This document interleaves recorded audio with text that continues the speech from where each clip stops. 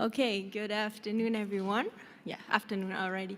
Thank you very much for being here. I'm Naomi Cosme from Savor Seeds, and I have the pleasure to introduce you today to four great representatives of African civil societies from Tanzania, Burkina Faso, Uganda, and Nigeria. And we'll start with Sabrina Masinjila. She's a research and advocacy officer at the African Center for Biodiversity. She holds a BA in environmental studies and focuses her work on research, campaigning, networking, and advocacy around biosafety, seed systems, and agricultural biodiversity. The floor is yours. Hello, everyone. We stand at the precipice of ecological collapse, but the world is ensuring that we are not only failing to take the necessary action, but we are perhaps even taking steps in the opposite direction. With the failure to meet the Aichi targets that were agreed 12 years ago, we are now facing multiple converging crises and a very concerning biodiversity crisis. The world is waiting for our leaders to take action, yet we see negotiations already watering down the post-2020 GBF from the Aichi targets. This is in an attempt to protect the economies embedded within the same neoliberal economic paradigm, representing danger while also restricting and foreclosing alternative possibilities. With this, we face the risk of adopting a GBF that poses even more dangers to the planet and people, especially the global south and in Africa. What we are witnessing is increasing power of the corporates and inequity in these discussions. With the convergence of the climate crisis and biodiversity crisis, we see the proposals on false solutions to address this crisis, which were not there 12 years ago. This is evident particularly with the extractive conservation embodied in Target 3, the inability to support a just transition in our agricultural sector, driving ecological collapse, among others, which are furthering this crisis and promoting business as usual. In addition, human rights, which are crucial for the implementation of the GBF, has been relegated to BB's section, a section deeply worrying and legally feeble. We continue to demand for human rights embedded in the GBF, the rights of smallholder producers, indigenous people, and local communities to be linked to ensure in situ and on-farm conservation, sustainable use, and maintenance of agricultural biodiversity, with the need to shift towards socially just and sustainable agricultural production such as agroecology.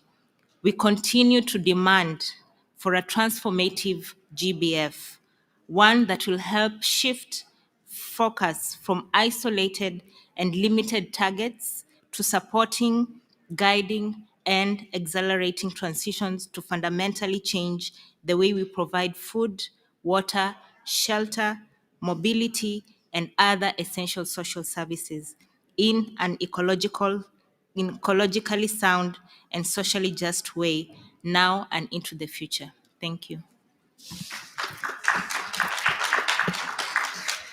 Thank you very much. I'll present to you the next speaker, Ali Deguama Tapsoba. He's the president of the organization Terravi in Burkina Faso. He's also an environmental and human rights activist and a speaker of an alliance of more than 60 civil society organizations in Burkina Faso. The floor is yours.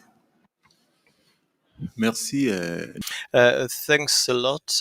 So I would like to say three things. The first one is that genetically modified organism will never be the solution to feed humanity because implementations of GMOs in Africa are going to destroy the agricultural system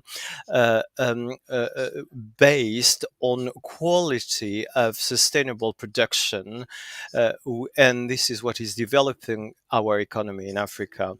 The system is so well organized that if we let GMO in Africa, this is going to destroy the country and it is going to lead to utter poverty.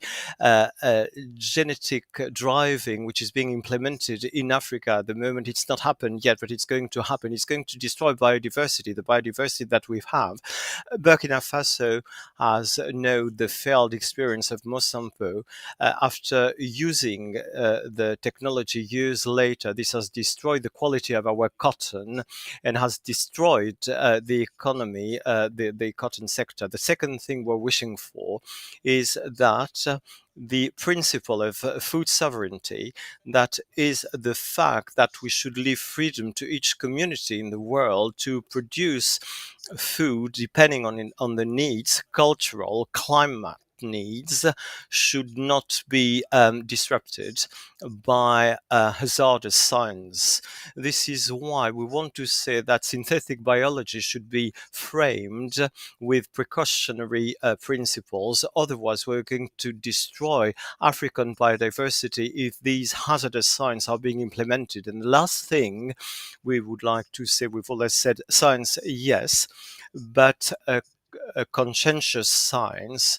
And when you look at Africa, there is a huge biodiversity, and all the implementation, scientific implementation that is not framed with multidisciplinary principles is going to destroy this biodiversity. And we hope that during this COP, people are going to be aware of what we're saying. When we are speaking of a planet village, if we've got genetically modified mosquitoes, with genetic driving in my country, in Burkina Faso, this is going to have an impact on northern countries because mosquitoes are alive.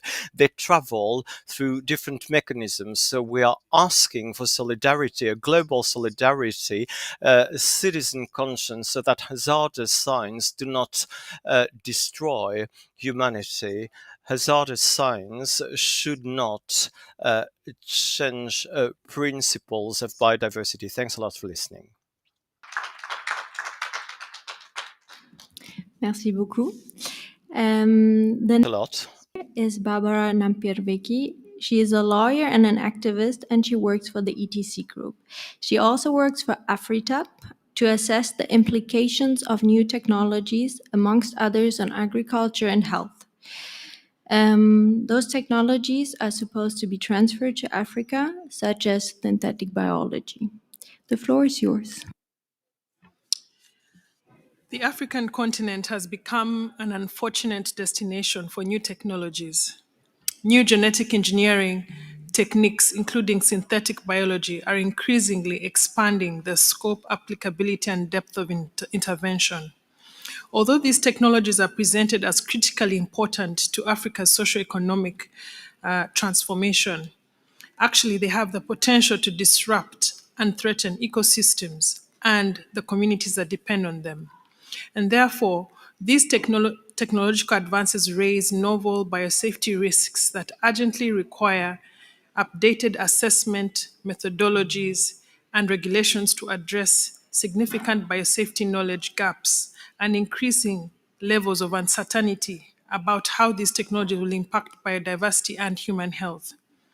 Given the new developments in biotechnology, we need to maintain the precautionary principle and the standard language used over the years about synthetic biology. In order to fully see the world around us, do not blindfold the CBD. Since these technologies impact and are claimed to be done for all parts of society, we must have a multidisciplinary ad hoc expert group, including civil society, the indigenous people, local communities who are stewards of biodiversity, and the youth who will be there into the future. It's not acceptable to just relegate indigenous people and local communities, civil societies, and youth to nice performances and opening ceremonies of the CBD. At the opening ceremony of the CBD on the 7th of December, the UN Secretary General Antonio Guterres struck a warning note saying, "Forget the deluded dreams of billionaires. There is no planet B. There is no planet B." We need horizon scanning, technology assessment, and monitoring fully embedded in the CBD work and the program on synthetic biology. We need multidisciplinary expertise, including IPLCs and the youth. We need it to protect our homes and to see what's coming. There is no planet B. Do not blindfold the CBD. Thank you.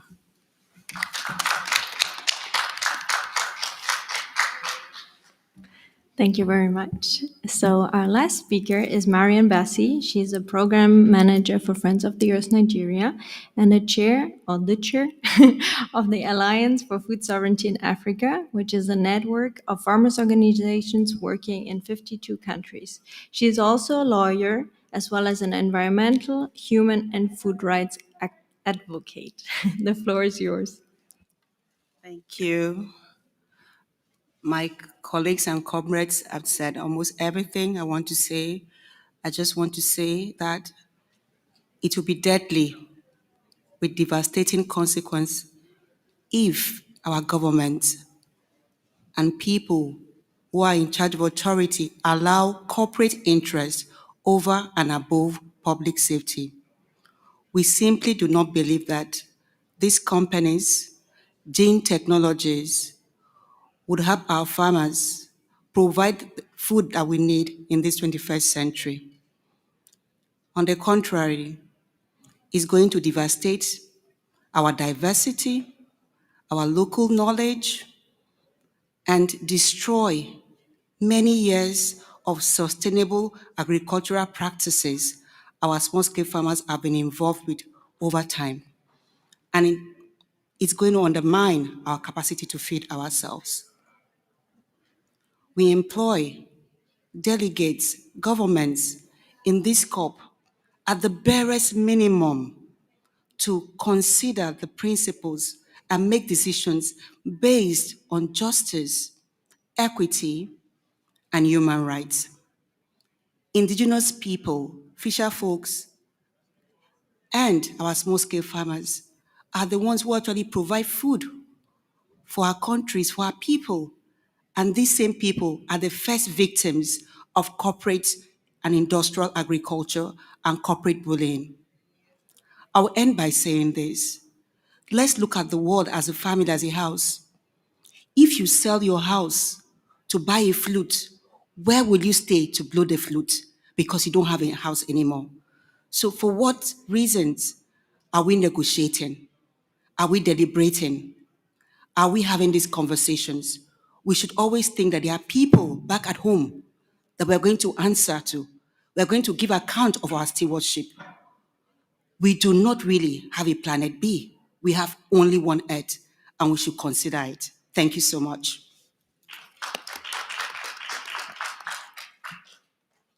Thank you very much. I think it's a great panel. So to wrap up, I would say that the partners here on the panel made clear that we're facing an ecological collapse and that the GBF negotiations are not very much going in the right direction we've been looking for, that we need a transformative GBF.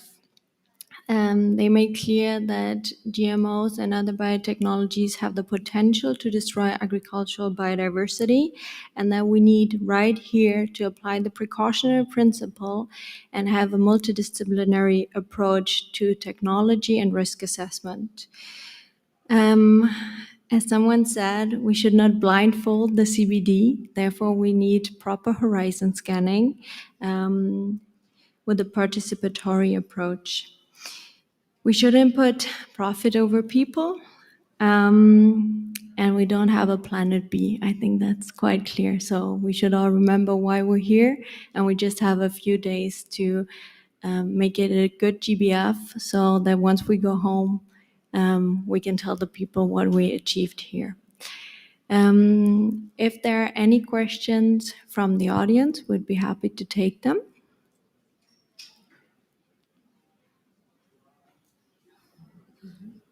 Okay, I don't see any at the moment. So, is someone shy? No. Okay, good. Then thank you very much for being here. And yeah, let's cross fingers that the GBF will turn into something good. Thank you. One picture. This Mariam, not Mariam.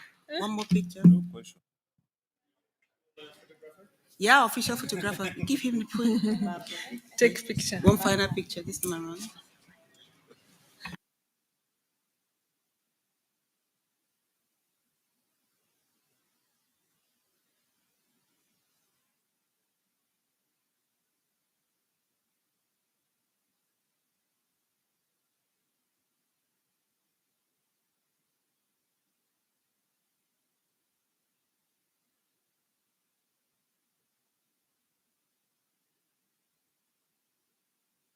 Be my bodyguard.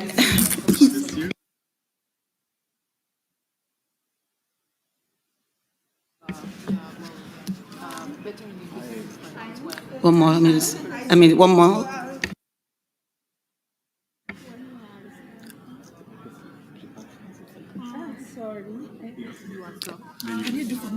Like an official Facebook picture. This. Wait with the mic. Your name. With my name. Sabrina.